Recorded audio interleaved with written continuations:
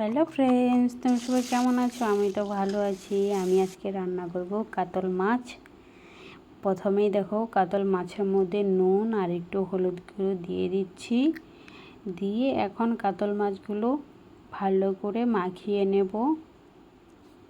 মাছটা সেই বড় ছিল তো, তাই লেজাটা দুভাগ করে কাটা হয়েছে। দেখো, কাতল মাছ নুন হলুদ দিয়ে মাখানো হয়ে গেছে।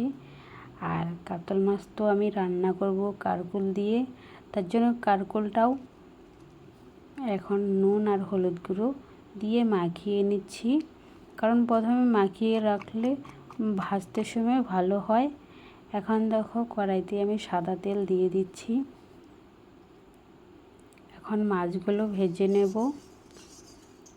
কড়াইটা গরম হয়ে গেছে। এখন মাছগুলো আমি এক এক করে সবগুলো মাছ আমি এখন দিয়ে দিব।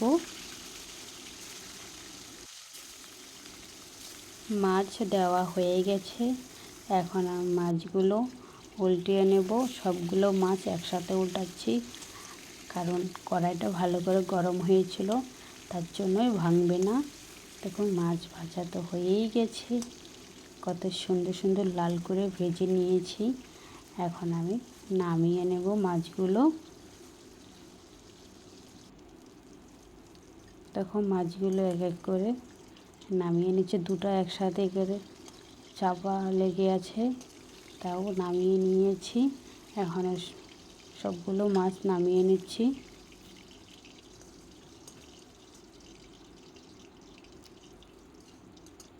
দেখো, মাছ নামানো হয়ে গেছে। এখন আমি কারকুলগুলো ভেজে নেব।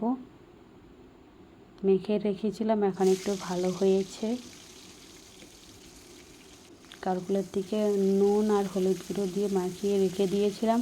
কারকুলের থেকে অনেকটা জলও ছেড়েছে, মানে ভাজতে একটু ভালো হবে। দেখো, কারকুলের মধ্যে একটু ঢাকা দিয়ে দিলাম।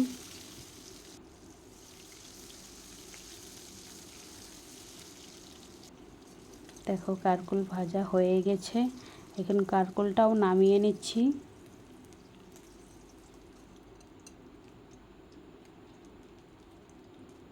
এখন ফোড়নে দিচ্ছি গোটা গরম মশলা, শুকনো লঙ্কা একটা আর কালো জিরে দিয়ে ভালো করে ভাজা ভাজা করে এখন আমি পেঁয়াজটা দিয়ে দিয়েছি।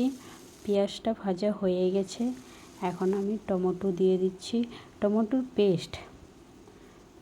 তারপরে নুন, হলুদ গুঁড়ো আর লঙ্কার গুঁড়ো আর একটু জল দিয়ে এখন আমি মশলাটা ভালো করে কষিয়ে নেব।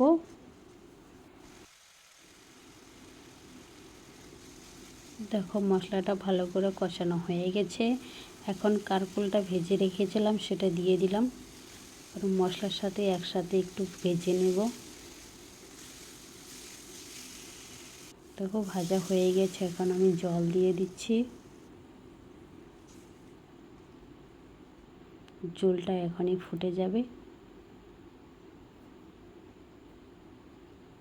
দেখো, ঝোল ফুটে গেছে। এখন আমি মাছগুলো দিয়ে দেব।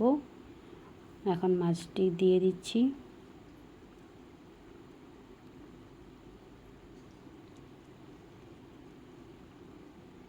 দেখো, সবগুলো মাছ দেওয়া হয়ে গেছে। একটু নাড়া দিয়ে মাছগুলো ঝোলের মধ্যে দিয়ে দিব। এখন একটু জিরের গুঁড়ো দিয়ে দিচ্ছি।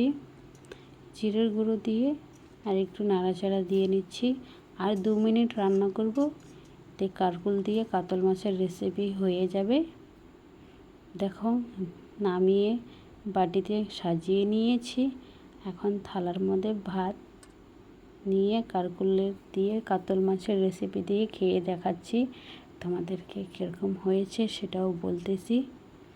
খেতে কিন্তু দারুণ হয়েছে। টাটা।